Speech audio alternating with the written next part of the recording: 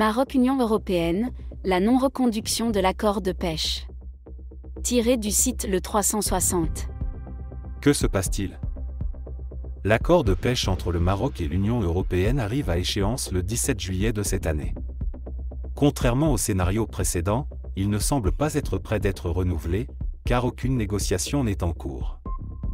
L'accord a été contesté par la Cour de justice de l'Union européenne, qui l'a invalidé en septembre 2021, mais ses effets ont été maintenus jusqu'à la décision finale de la Cour.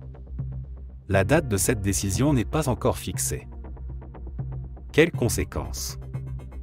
Si l'accord de pêche n'est pas renouvelé, cela signifie que les navires de pêche de l'Union européenne ne seront plus autorisés à pêcher dans les eaux marocaines à partir de la date d'expiration de l'accord.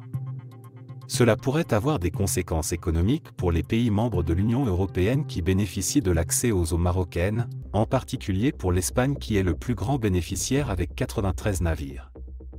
D'autre part, cela permettrait au Maroc de mettre fin aux litiges et aux controverses entourant cet accord et de prendre le contrôle de ses ressources halieutiques. Conclusion. La conclusion à tirer est que le Maroc a tout à gagner à mettre fin à cet accord de pêche avec l'Union européenne.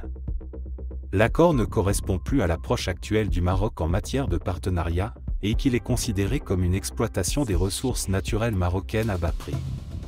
Le Maroc pourrait valoriser ses produits de la pêche et trouver d'autres partenaires commerciaux, tant européens que non européens. Il est important de souligner que la question de l'accord de pêche est liée à des enjeux politiques et à la question du Sahara marocain.